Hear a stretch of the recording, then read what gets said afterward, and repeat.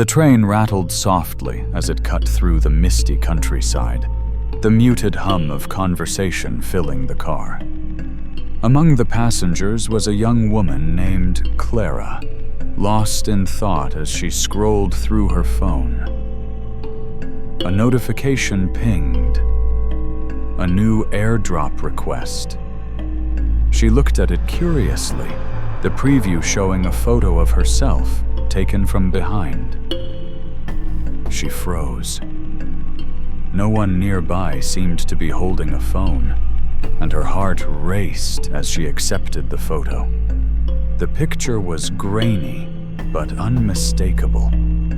A woman wearing the same black cardigan and jeans sat exactly where Clara was now. It could only be her. She gulped, ignoring the odd stares from the man across the aisle, and pulled her headphones tighter, her mind spiraling into unease. This was no mistake. Someone was watching her.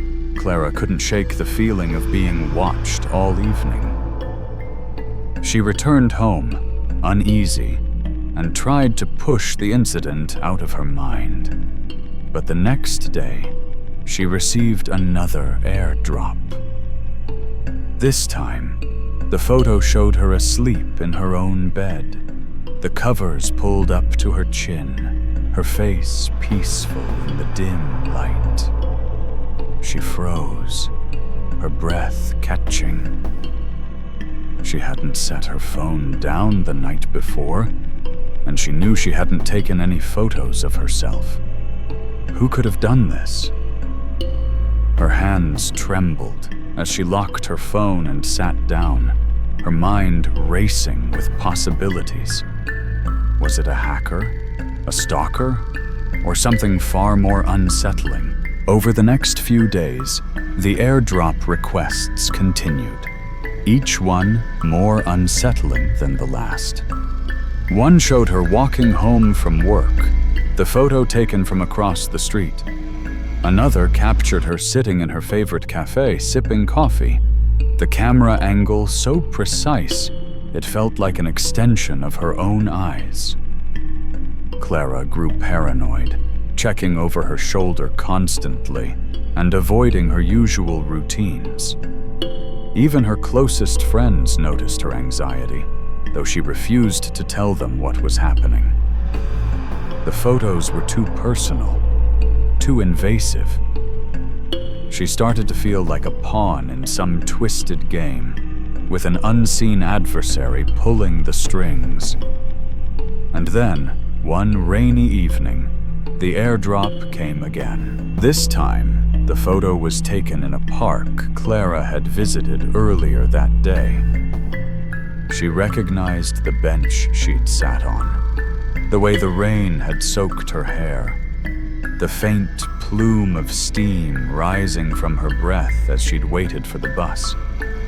But the angle was odd, almost voyeuristic, as if the camera had been positioned inches from her face. Clara's pulse quickened as she locked her phone, her mind spiraling into dread. She couldn't stay there. She grabbed her jacket and ran. The rain soaked her hair, but she didn't care.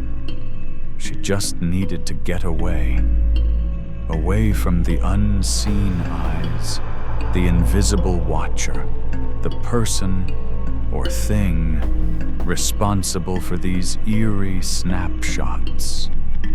She ran until her lungs burned, until she reached a quiet, isolated cabin on the edge of town. She slid the door open, her heart pounding, and locked it behind her.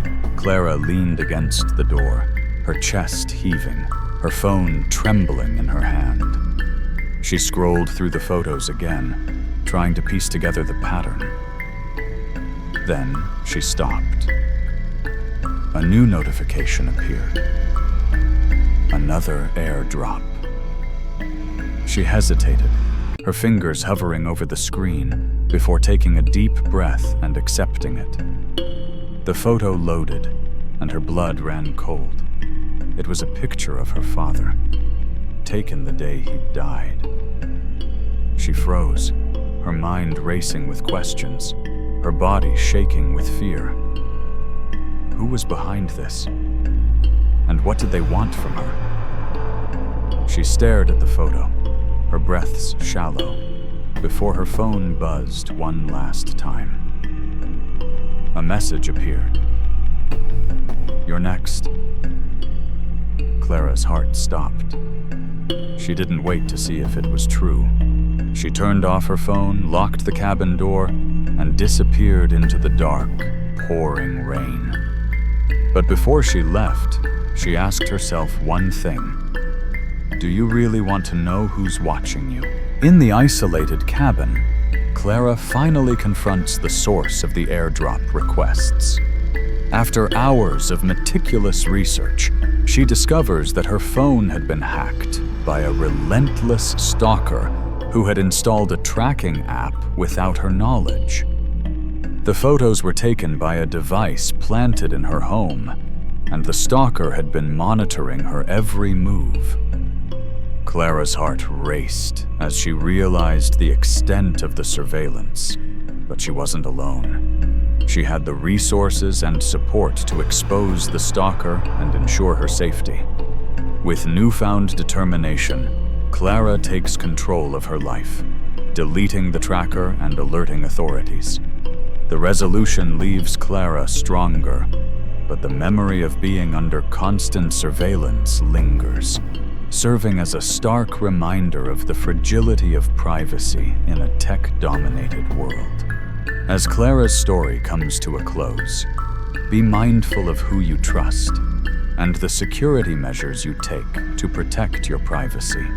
Remember, in a world where technology connects us, it can also be a gateway to unseen dangers.